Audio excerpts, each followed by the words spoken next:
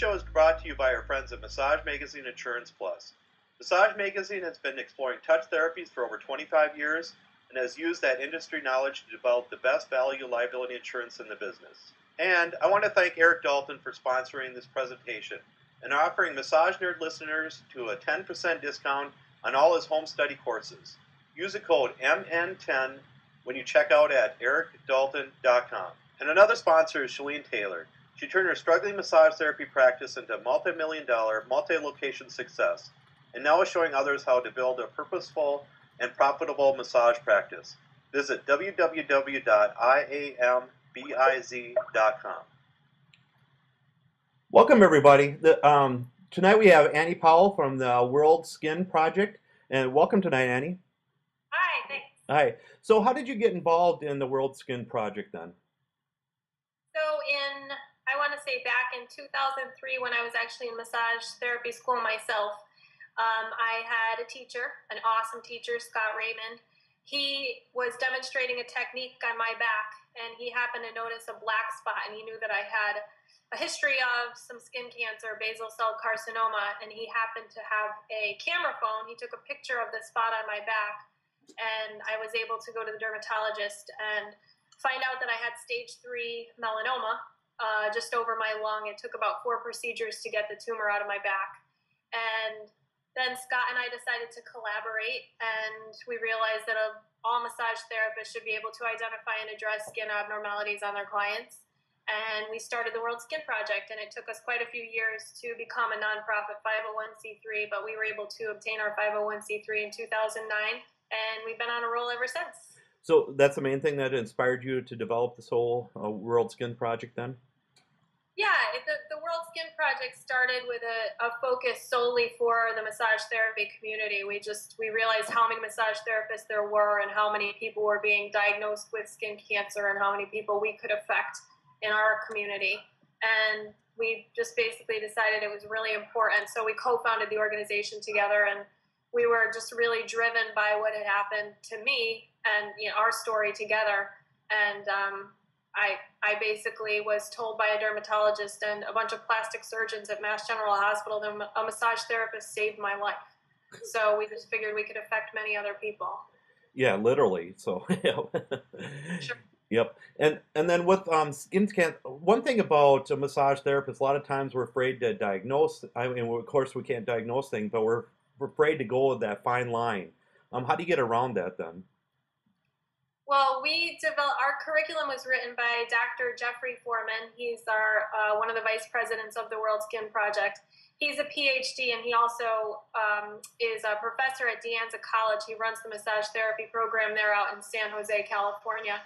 He worked closely with information from the American Academy of Dermatology and the Skin Cancer Foundation. We developed a really tight curriculum, and then we had it approved by the American Academy of Dermatology and also by several doctors. And our curriculum is so focused on making sure that we don't diagnose, that we just suggest that our clients see a dermatologist and not a medical doctor, a dermatologist. So we have a curriculum that's pretty extensive and approved by the right people, for sure. Yeah, because back in school we were always taught A, B, C, D, but I've even seen an E. Have you heard of that too at all? Yeah, there's an E, and it's evolution. If the mole is changing, and there's evolution and elevation, both things to look for. I guess elevation is also changing, but so there's also F now that's been added. I don't know if you know about that, Ryan, but feeling. If you have a mole that's itchy or it hurts, it's painful to the touch, it's also something that should be checked. So now it's A, B, C, D, E, F. And probably in a couple of years, we'll be all the way to Z. Yeah. Can you explain to my listeners what each of them stands for then? Yeah, sure, absolutely. And if you're looking to have more information, you want to actually see pictures, the Skin Cancer Foundation has a great website with great pictures, and that's skincancer.org, and they have pictures of all the A, B, C, D, E's, and F's. And then AAD.org, which is the American Academy of Dermatology.org. If anybody even wants to click on now to either one of those sites and follow along, there's pictures right on the home pages of each of those of skin cancer. So the A stands for asymmetry. So if you see a spot on somebody's skin and it's asymmetrical, it's not even, it's definitely something that needs to be checked. And before I even get into all this, it's important to know that it doesn't have to be A, B, C, D, E, and F. It only has to be one of those to qualify as something that needs to be looked at. So A is asymmetry, B is border irregularity, which means if you have a mole or a spot on your body that looks like it's not completely round, it looks like maybe like a state, Okay. like Minnesota. Yep. Minnesota, yeah. It looks like the Hawaiian Islands. It's something that should be checked. And then the C is color variance. So if you have a spot that's blue, purple, black, brown, if it's not just completely one even tone and it's something that's different colors, a lot of times I've had to have moles removed myself that are brown and they have a little black spot in the center of them, and a couple of times they have been melanoma. So it's really important to check the color of things on your skin constantly and your client's skin. And then I got A, B, C, D, and then D is diameter. If you're looking at a spot and it's larger, the rule of thumb is larger than a pencil eraser, it's something that should be checked. And then we talked about E, so evolution of something. You see something that's been on your body for a long time and it starts to change, or elevation if it starts to grow up out of your skin, it's something that should be checked. F is feeling, again, pain, itching, burning, a spot, something like that should be checked by a dermatologist for sure. So those are the A, B, C, D, E's, and F's of melanoma. Okay, cool. What about hair growing out of them? Does that indicate anything too, or? Yeah, that's funny you just asked me that. Somebody else asked me that the other day about hair growing out of a mole, and I haven't been able to track down a definitive answer about this. So I went on skincancer.org, and they have a list of myths. And I was hoping that I would find the hair growing out of a mole thing under the myths. And I've also placed a call to the dermatologist that we work with. But I would err on the side of caution with anything. I mean, if there's hair growing out of something that's burning, itching, bleeding, it's not to say that it's skin cancer, but it's something that should definitely be checked by a professional. Yep. Medical professional. Yep. And then, why do you think it's so important for massage therapists to know about abnormal things? Then, sorry.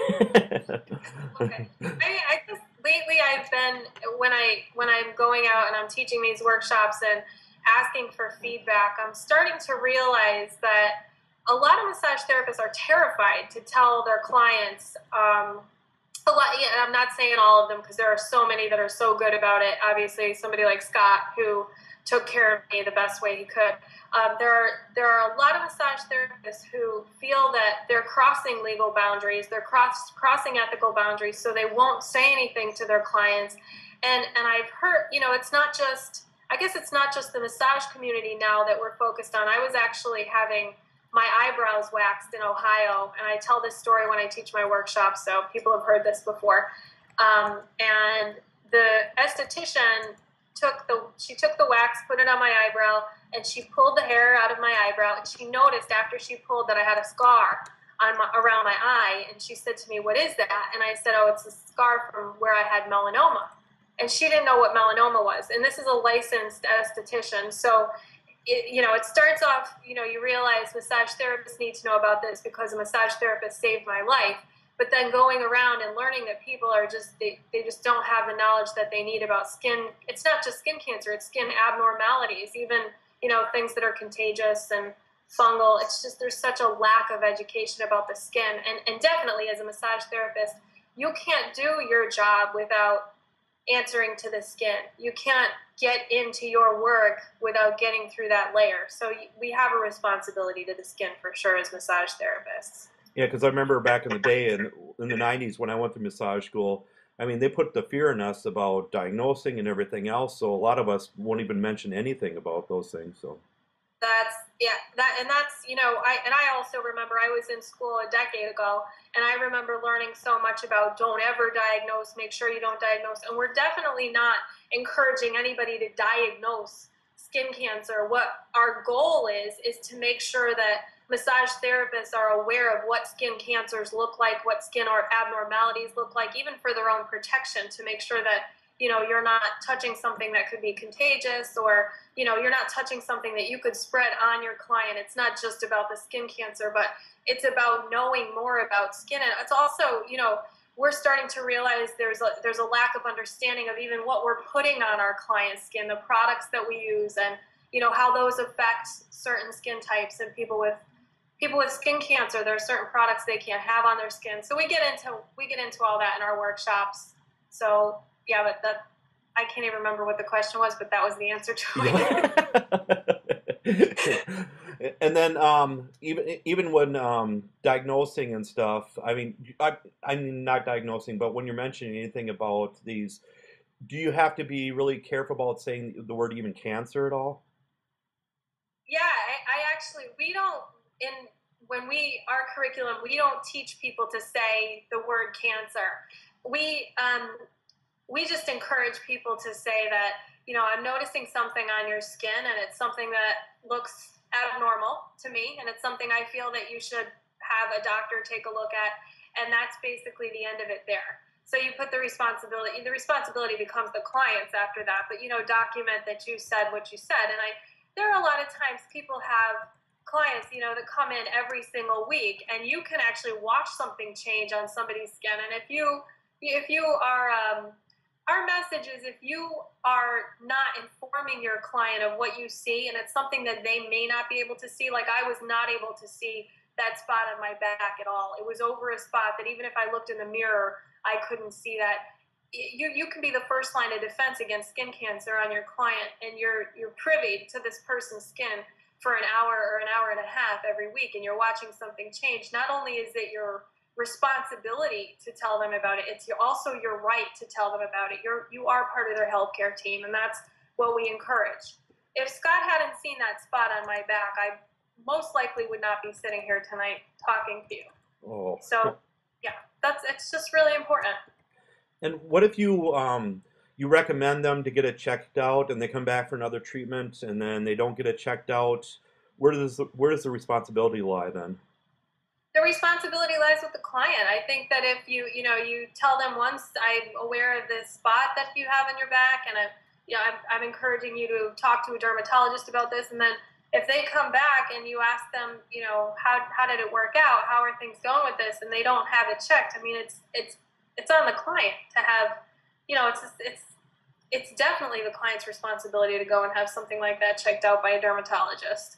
And there's nothing more that you can do as a massage therapist. But you should know what what to look for and what you should avoid also.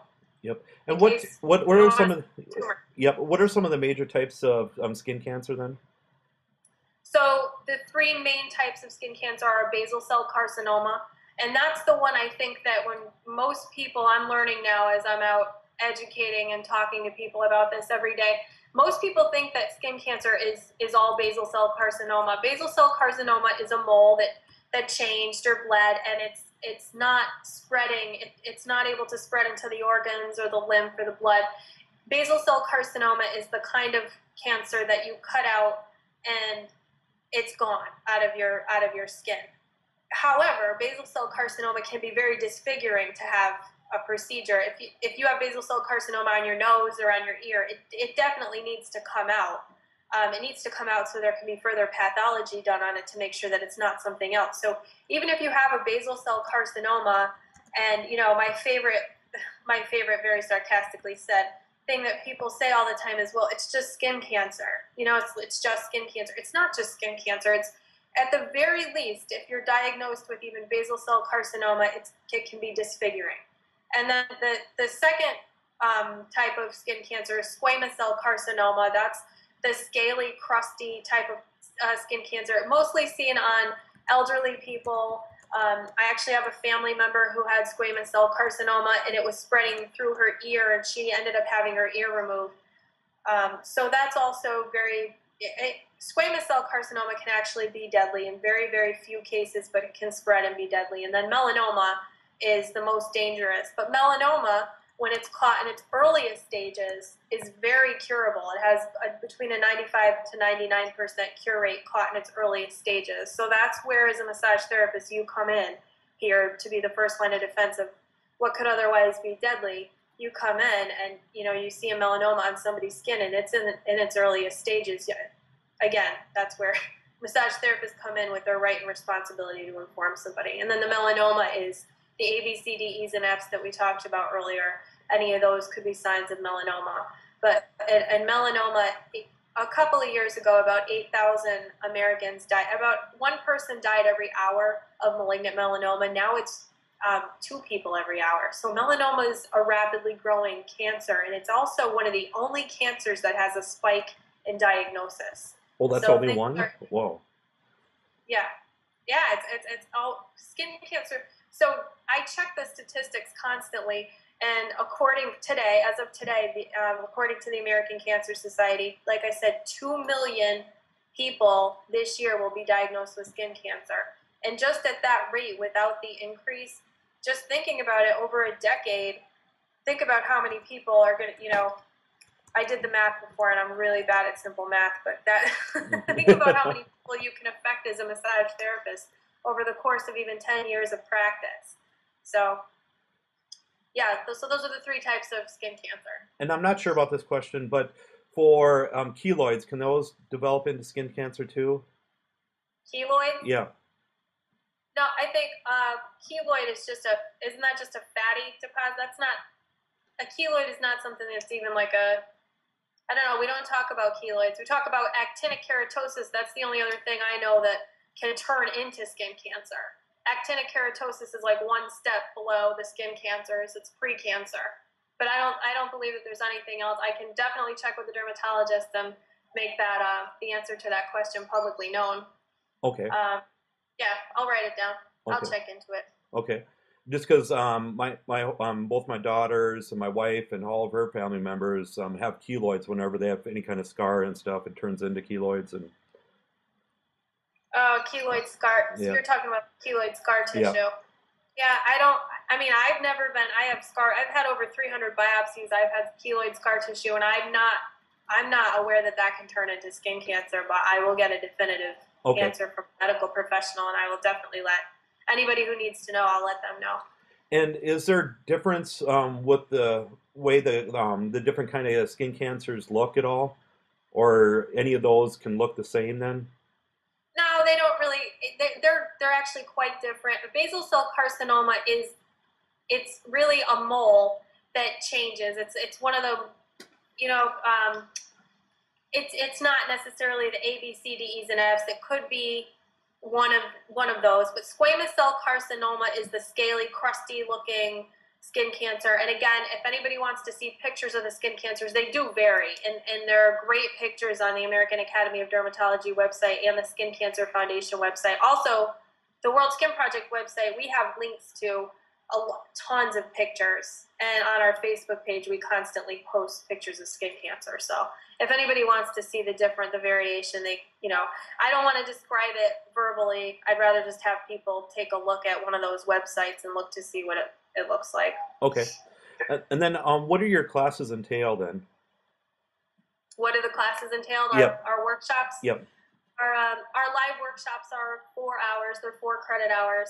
And they're actually a lot of fun. We play games, and the first part sucks because it's all anatomy and physiology, and that's the part I hate teaching. So usually I recruit a dermatologist, or I get Scott Raymond to come in and teach with me because he's really good at teaching that part of it, because the anatomy and physiology actually really bores me, to be perfectly honest. But so the rest of it is fun. We play games, and we play a celebrity skin cancer game where I take pictures of 10 celebrities and their stories, and we divide the room into groups, and they have to match the celebrity to their skin cancer story. And a lot of times we have prizes, and Oakworks and Soothing Touch will send us really cool stuff to give away when people win the games.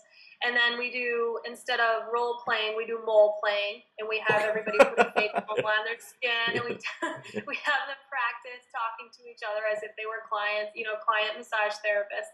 But the workshops are just really interactive and informative, and it's amazing how many people speak up and have stories. I learned so much from people in my workshops, and so they're a lot of, the environment is really cool. We have a great PowerPoint presentation, and it's fun, and it's also, I mean, we have little movies, and at times it actually gets really sad because it gets really real for people when they realize how deadly skin cancer can be and how much of an impact they can have on people's lives. So we laugh, we cry. It's very Oscar worthy. Yeah. And what are the people taking your workshops? What do they walk away the workshops with then? They walk away with excellent prizes from Oakworks and Soothing Touch. Besides that.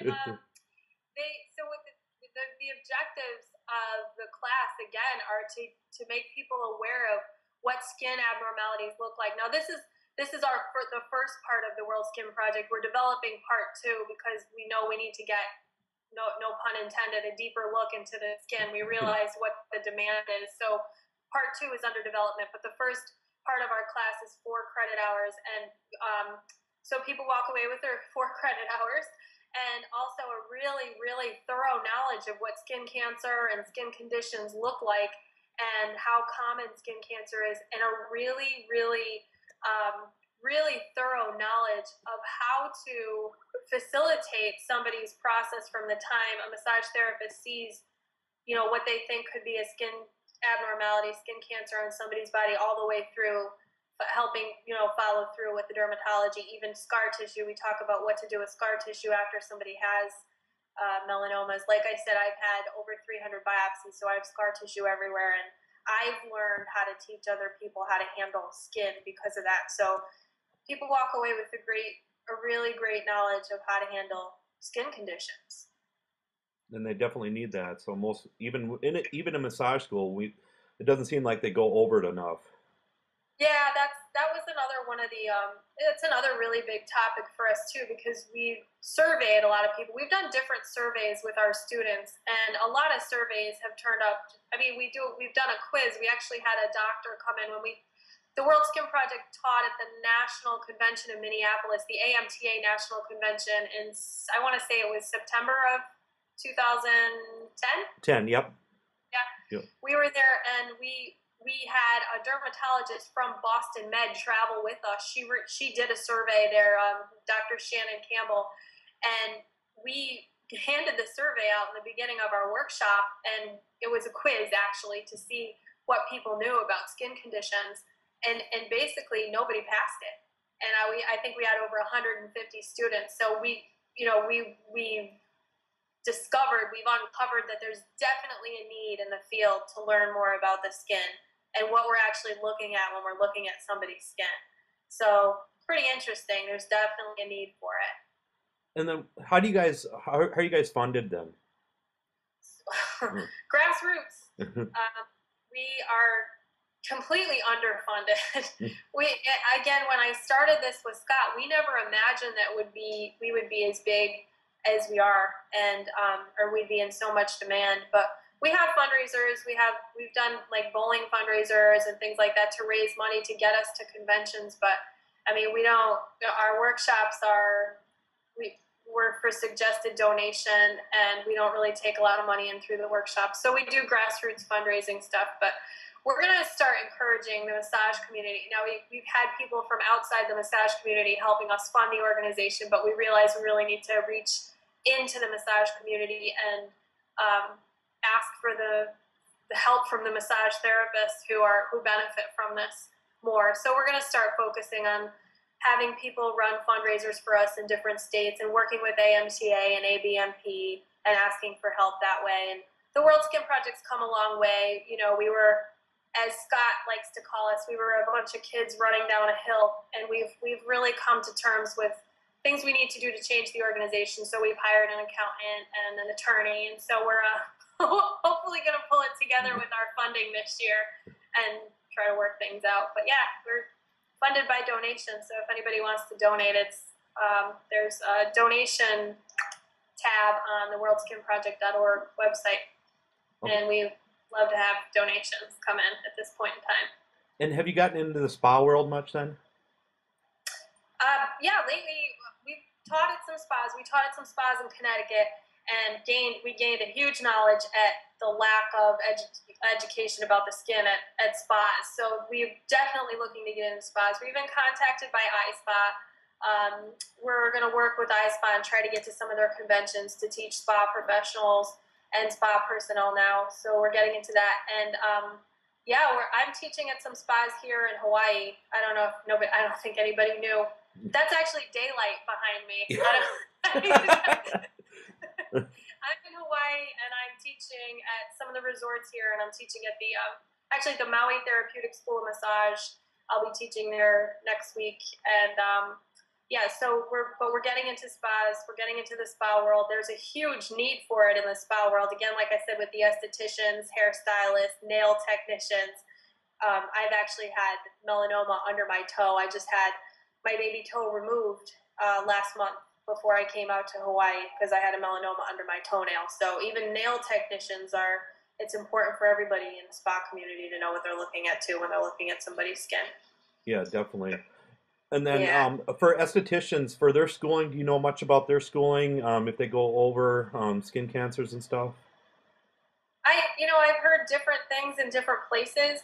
I've heard from some estheticians, like the estheticians in the Northeast seem to be a little bit more educated about skin cancer. I think the education's a little bit more thorough, but I don't know much about the curriculum and the estheticians program. I have to start looking more into that and, finding out what they do learn. But I mean, my own personal experience with estheticians and talking to estheticians that I know is that they do feel that they don't know enough about skin cancer and skin abnormalities and how the work that they're doing is actually having an effect on their client's skin. So, estheticians who don't know a lot about sunscreens or what they do to somebody's skin. And I mean, it's really, there's a lot to look into in the spa world. And is there any celebrities out there that are kind of the face of skin cancer at all? Not really. I mean, like I said, we play that celebrity skin cancer game in our classroom, but the amazing thing to me is that when I started to dig in and find out about celebrities who had skin cancer, and not even celebrities, politicians like Bill Clinton and Laura Bush had skin. Laura Bush found out she had squamous cell carcinoma on her leg, and she's, now everybody's going to know when they play the game. I just ruined it. If somebody tells Soothing Touch and Oakworks they have to send more stuff for me to give away. Laura Bush had squamous cell carcinoma on her leg, and she didn't talk about it. And when she was approached by the media about it, she just said, well, I didn't think it was that big of a deal. And I said, well, how could any politician ever, when they have the spotlight and they have the platform to stand up and say, this is what can happen to you. She has these two daughters, and she could really take a stand and say, skin cancer is this common, and here's what happened to me, and I want to share my story with you. I couldn't even imagine why she wouldn't want anybody to know about it. And then, John McCain, what he went through, even like the scrutiny that he went through when he was running for president, he had scars all over his face from melanoma. He was a prisoner of war, and there was obviously no sunscreen available to him when he was outside all that time. And Bill Clinton had skin cancer, and these are all the people, and it blew my mind that they wouldn't bring more focus to how common skin cancer was. But when you think about it, it's the kind of cancer where people think, well, I'm embarrassed because maybe I did this to myself. It's not the kind of cancer that came from the inside. And I talked to my mother about this. My mother went through Hodgkin's lymphoma, and my mother said, well, it must be so different having melanoma because, it's like you can see it on your skin. You can see it. And what if people are maybe that's what it really is. People are embarrassed when they have it because they do feel like maybe they spent too much time in a tanning bed or they spent too much time outside in the sun, and this is why I have skin cancer. So I think that celebrities and politicians who could have taken a stand never did, and they've made a kind of a joke of it in a way. And that is really what we focus on in the classroom, how people have they haven't really shed much light on it at all. But Anderson Cooper, the journalist, he had melanoma, and he went back on the air, and he really minimized it, and it's not really anybody's business. It's his own personal story, but he kind of downplayed what he went through. And Regis Philbin had squamous cell carcinoma,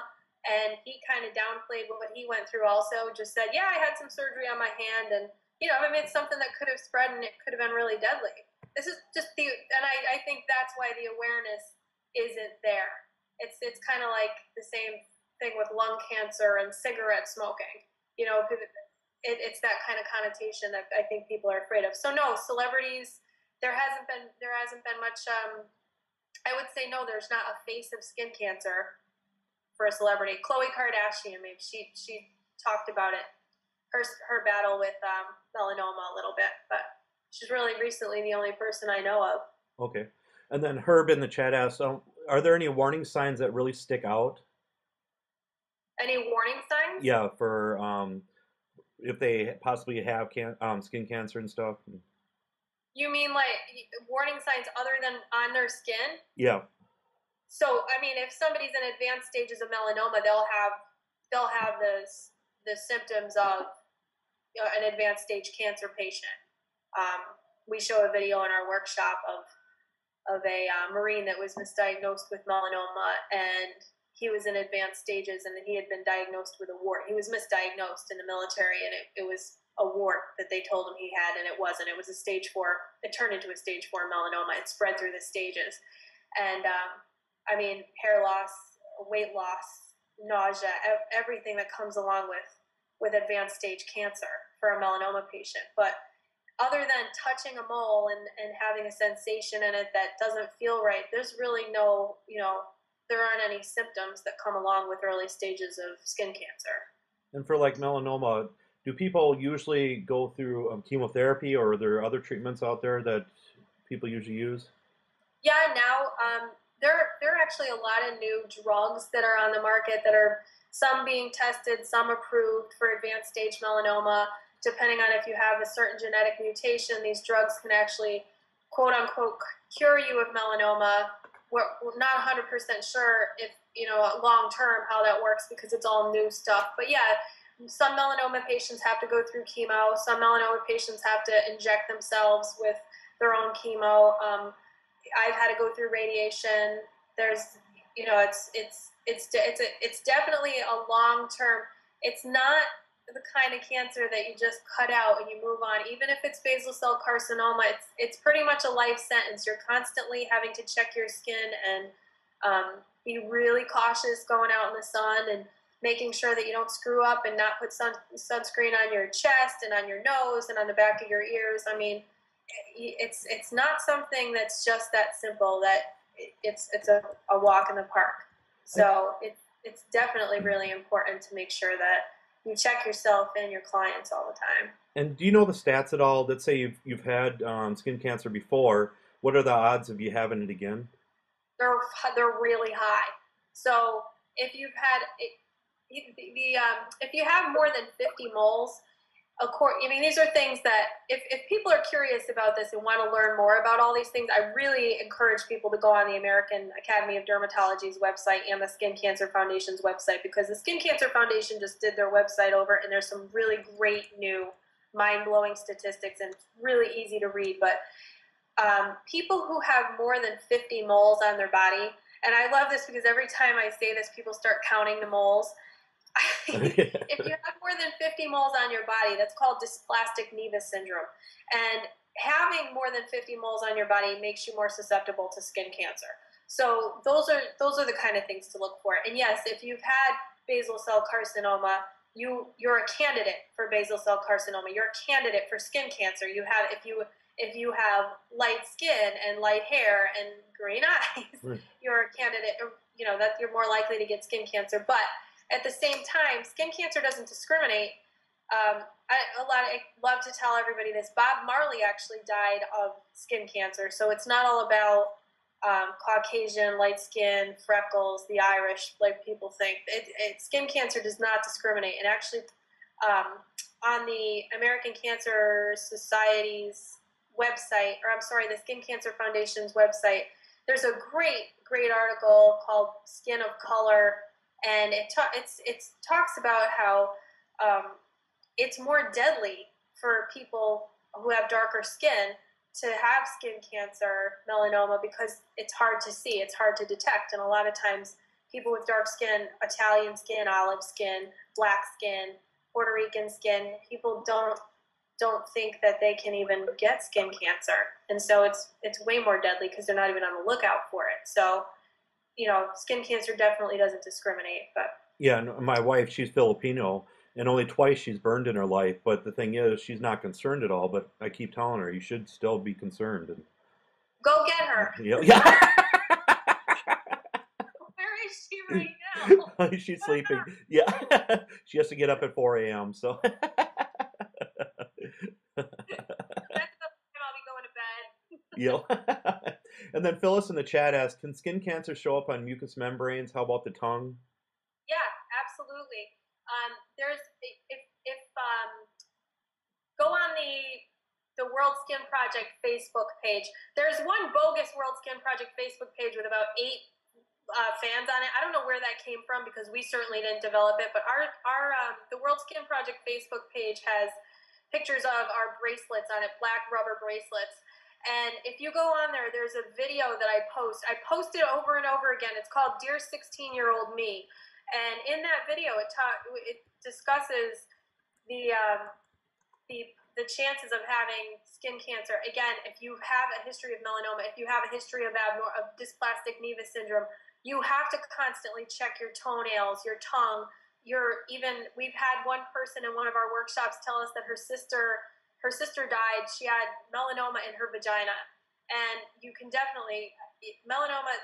There's acrolitiginous melanoma. That's the skin cancer Bob Marley died of. That's the skin cancer that was under his toenail in his toenail bed. So yes, that can definitely happen. Okay. And then what about where can people find your workshops?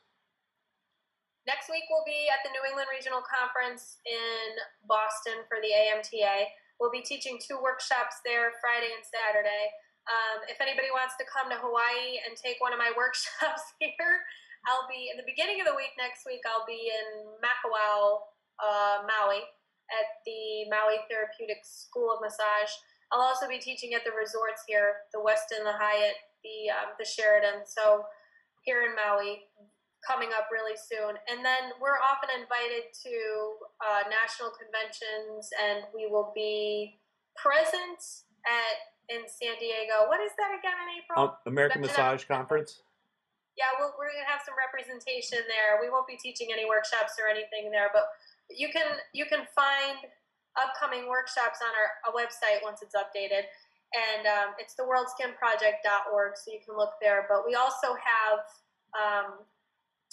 if people are not able to attend one of our live workshops or it's not available in their area, Jan Schwartz and Whitney Lowe of Education and Training Solutions were gracious enough to develop our course into an online course. So the World Skin Project 4-hour workshop has been turned into a phenomenal online course, and you can take that for 4 credit hours.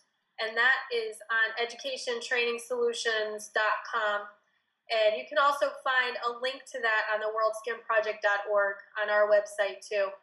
For more information, you can find out about that there. But again, that's booming, that's growing. The more and more people every month are taking the workshop online, and it's really a great. It's the responsible thing to do for you and your clients to learn about this and to take this workshop. But again, the World Skin Project. We are a nonprofit organization. None of us are paid for what we do. We don't have an executive director. We're not, a big nonprofit organization. We're all volunteers. And online, the Education Training Solutions, Jan and Whitney, everybody knows who Whitney Lowe and Jan Schwartz are, I think, at this point.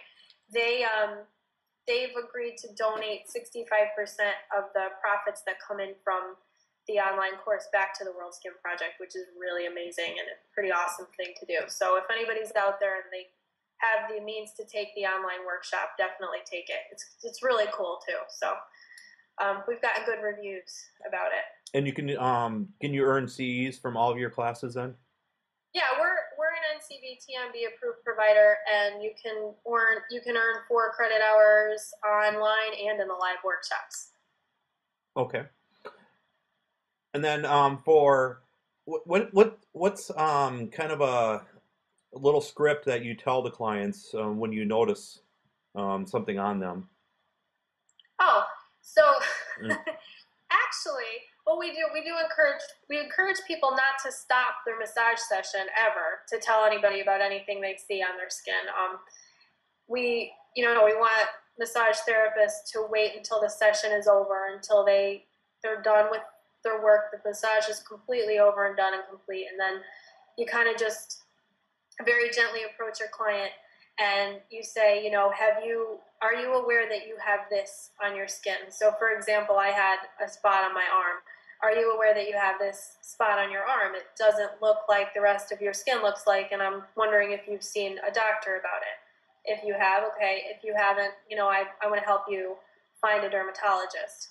And what we do talk about in our workshops, there's on the American Academy of Dermatology's website, they have a derm finder, and it's right on the home page, I believe, and you put your zip code in, and it tells you every dermatologist in your area, every board certified dermatologist in the area. So we talk about that and how to help somebody, how to facilitate somebody into seeing a dermatologist.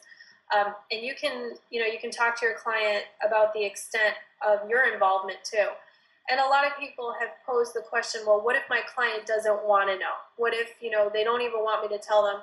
If you're concerned about that, on your intake form, you can let your clients know I've been educated by the World Skin Project, and a little blurb about what we do. And, do you want to know? Do you want me to be on the lookout for things on your skin? You can even talk to your clients in their initial session, and or it's something you can very briefly discuss now with existing clients. Even again, spa clients, if the spas have concerns, maybe I don't want all my massage therapists quote unquote ruining my client's vacation because they're in here at the spa. You can come up with a question. You can have one little question on the intake form. Do you want to know if I see something? And it empowers the client to make the decision. So again, I can't remember what the question was because I'm off on one of my rants. Kind of a script to tell the client and stuff. Yeah. But that's how we tell the client, and I always start thinking of one thing after the next of how this works. But yeah, that's what we do. We very softly approach the client, and we go through more. Like I said, we do mole playing in the classroom. We don't do role playing. We do our little mole playing game, and we talk about how to approach the client, and we practice it, and we tell stories about things we've heard, and we come up with a really gentle approach for your clients. But never interrupt the massage session. Wait till the session is over, and very, very gently approach your client. It's going to be in the approach, and make sure that there's no fear on your face, and that you feel very confident that you saw something that was abnormal. So that's what we're all about. And Phyllis in the chat says the fee for your online class is almost a giveaway. The what? The fee for the online class is so cheap. Oh, I thought you said feed. D at the end. I'm like, feed. And then I started thinking of a petting zoo and the little machine that you turn and the food comes out. See? Yeah, I think it's $48. It's $48 to take the online course for the 4 credits for 4 credit hours. And then again, they donate 65% of that back to the World Skin Project. So that's definitely helping us keep going with our expenses. Printing costs are astronomical. We have to print everything in color, and it's like 40 or 50 cents a page to print everything we print. So, just having 40 pages per student in our workshops is basically where all of our money goes. So that money coming in definitely helps. So yeah, take the online course. Yep. It's awesome. And then, what about getting to know a dermatologist in your area, and what do you do about getting to know do massage therapists actually just scope out dermatologists and ask their opinions or something beforehand so they can recommend them? Or yeah, dermatology is coming a long way now. Like I said, there are dermatologists out there like Shannon, the doctor that we brought with us to the AMTA National Convention. I think they're starting to become more open-minded about our role with the skin, and she actually was initiating her own investigation, her own research project of if massage therapists should be educated way more thoroughly than they were about the skin. And somebody gave her our name and told her what we were doing, so we kind of started to work in conjunction with Boston Med there with her. But yeah, we are getting a little bit of mixed information from dermatologists. I guess a couple people have tried to build relationships with dermatologists, and there are definitely doctors out there who say, massage therapists shouldn't even be talking about this to their clients. It's starting to change because the word is getting out. But a lot of dermatologists, I know my dermatologist in Connecticut, he's extremely receptive to the idea of a massage therapist being in the position that we're in and having somebody come in to have their skin checked. I've actually sent probably a good 25, 30 people to him over the course of the past 10 years. And he said every single person that has come in needed to be there. Not every person had skin cancer, but they had something that was precancerous. They had something, So there are a lot of dermatologists that are very receptive to this, but then you will run into local dermatologists who just think that, you kind of have no business doing what you're doing. And again, you can send them my way. I can talk to them. But yeah, so we try to encourage people to develop a relationship with a local dermatologist. You got to be careful about that too, though, because of the whole, kickback thing and, referrals. I mean, because you don't want to start referring clients to a dermatologist that's a friend, and then it gets into that whole hairy situation. But I think the best way to do it is to go on the Derm Finder on the American Academy of Dermatology and just give the client a list of all of the dermatologists in the area, the board certified dermatologists, and just let them choose their own if they don't already have one.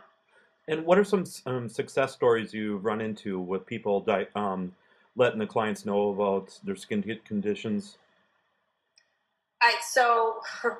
Actually, I think it was 2 or 3 years ago, we taught at the New England Regional Conference, and I had one woman in my workshop. This is my favorite story.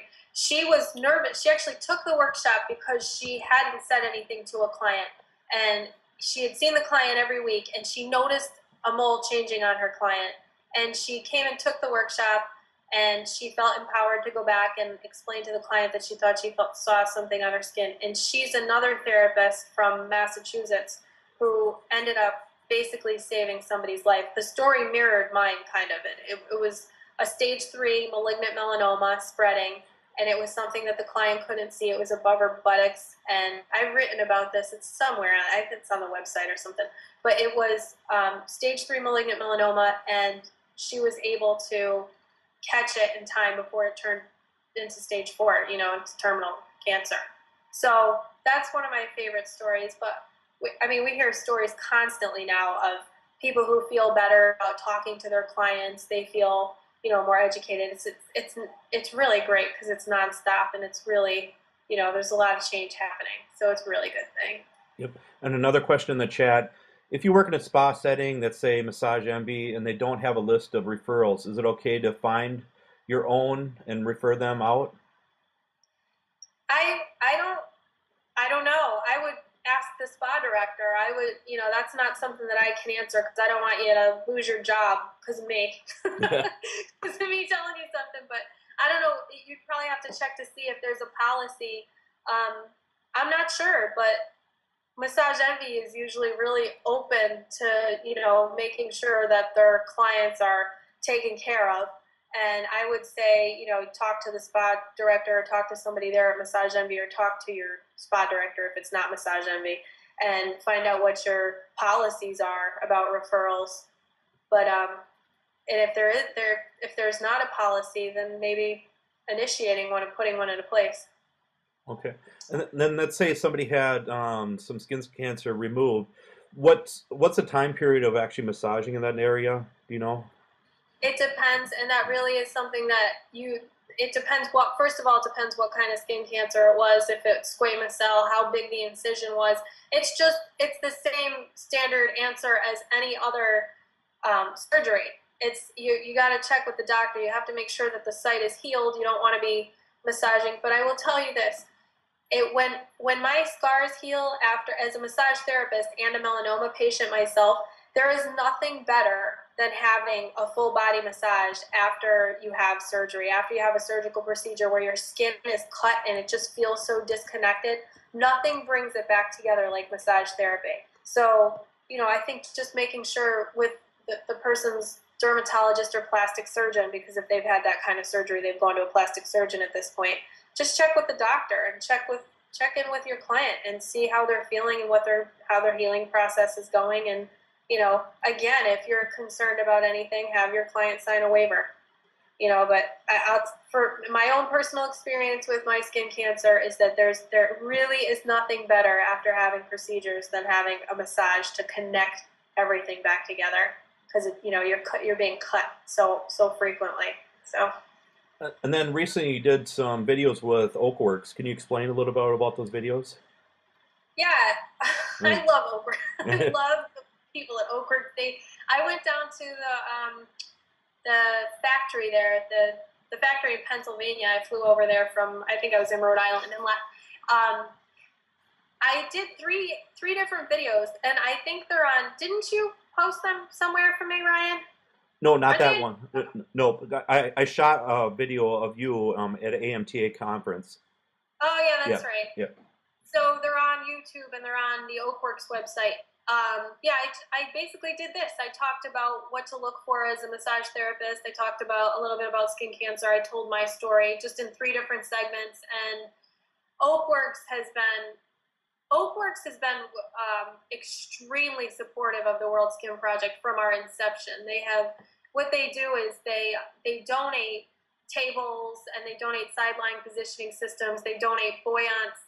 Face cradles. They donate all this stuff to us so that we can raffle it off in our classrooms, and we can take more money into the World Skin Project in our classrooms. And they have been nothing but supportive. They've had T-shirts made for us. They're a great company, great philosophy. So yeah, I went and filmed some educational videos for them. They do a really good job with those. And what other things did you go over? Did you actually go over a whole routine of what to tell the client and stuff too, or?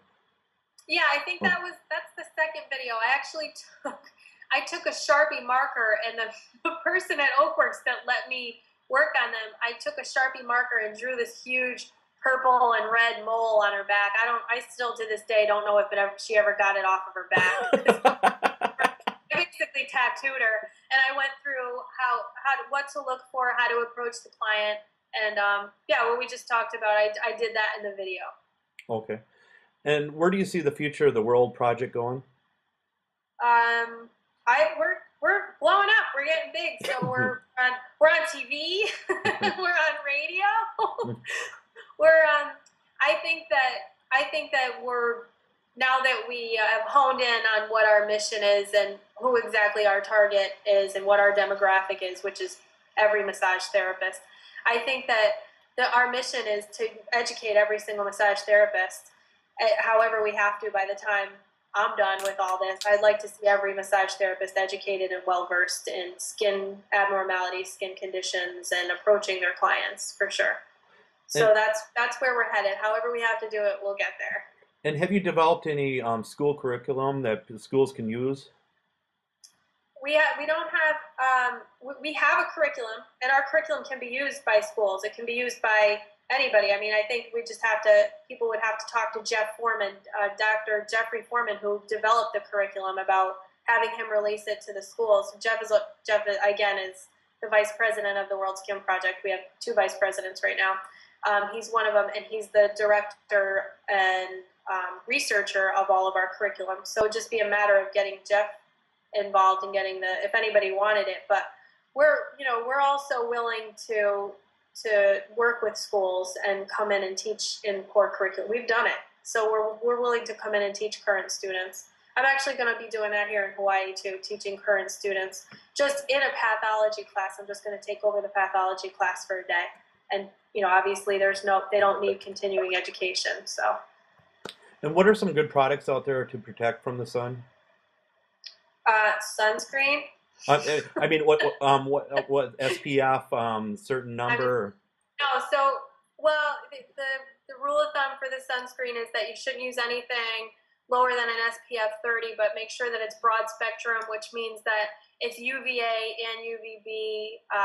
It's a UVA and UVB blocker. A lot of times sunscreens, I don't think so much anymore because so many regulations have changed over the past couple of years with the FDA. But making sure that you have a broad spectrum sunscreen. And what I do when I go out is I always wear an SPF of 30. I actually wear 45 myself or higher. And I reapply the sunscreen every 2 hours, because if you're active, we're not really such thing as waterproof sunscreen. So if you're sweating, it changes the components of the chemicals in the sunscreen. You need to reapply it every 2 hours. Wear a hat, wear sunglasses, protect your body with your clothing. There's, I'm here in Hawaii, and if I'm out in the sun for more than 5 minutes, I make sure that if I'm at the beach, I wear a rash guard. I wear a white rash guard. I cover my entire body if I'm out in the sun. I have to, because I'm a skin cancer patient, but just to be proactive, just really making sure that you're protecting your skin by using sunscreen, making sure you're using sunscreen on your face. Even in Minnesota right now, I was looking at those myths on the Skin Cancer Foundation's website earlier. One of them was, on cloudy days, I shouldn't really have to wear sunscreen. And I was reading that 80% of the UVA rays can still penetrate the clouds, and you can still burn on a cloudy day. And it's the same thing goes for people at ski resorts, outside, winter sports activities. It's still the sun. It's just not hot out. So it just, it doesn't mean that it's not there. It's there. So definitely protect yourself year round, outdoors, no matter where you go, no matter how cloudy it is. Protect your skin. And encourage your clients to do the same thing. Yep. And for myself, in April, I'm going to the Philippines, and I haven't been there for over 11 years. But everybody's keep telling me that I should go tanning before I go there. What's your advice with that?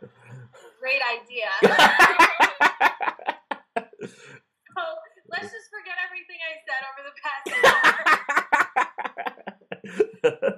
No, you should not go to. You mean in a tanning bed? Yep. There's so many myths about tanning beds too. And again, check that. Everybody who's listening right now, check that out. The myths on the skin cancer, skincancer.org. A great list of myths, and that's one of them about how indoor tanning is safer than the outdoor tanning. And the Indoor Tanning Association, the people that work in the tanning salons, they don't know that skin cancer is caused by exposure to the radiation from the tanning beds. I mean, those tanning beds, they should come with a warning on the side, like a pack of cigarettes, a Surgeon General's warning, just like a pack of cigarettes. They are carcinogens. They are deadly. And skin cancer, there was such a spike in young women between the ages of 18 and 35 over the past couple of decades, and these women were tanning bed users. And, the tanning bed industry was encouraging people to come in and lay in a tanning bed because you can get vitamin D from a tanning bed and prevent breast cancer. Well, you can't really get vitamin D from a tanning bed. No, don't go in a tanning bed before you go to the Philippines. Go get a spray tan if you really have to get a tan. Okay. Please. I'll send you products if you want me to. I'll go to Sephora and get you a nice bronzer and send it to you.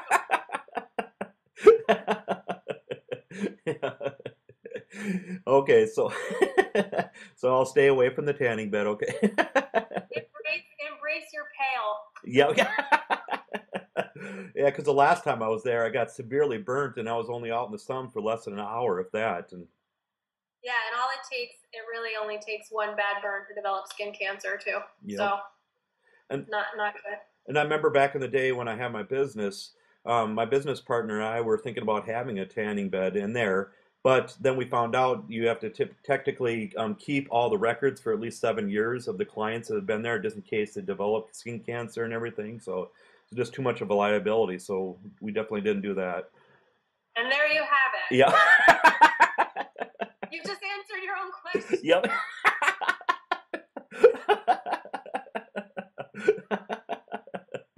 Okay, what's the best way for people to get a hold of you then? If anybody has any more questions they personally want to ask me, my email address is Annie@theworldskinproject.org, and I will probably get back to you within a week or two. I don't have time to get back to everybody right away. But Annie@theworldskinproject.org, and then again, we're theworldskinproject.org. You can find us on Twitter, we're on Facebook. If anybody has comments, any questions, if anybody has questions that they want answered by a dermatologist, people are encouraged to send me questions via email, and I'll make sure that the dermatologist gets the questions. And again, I can't guarantee that they'll be answered right away, but usually within about a month, I can get everybody's questions answered. Okay, awesome.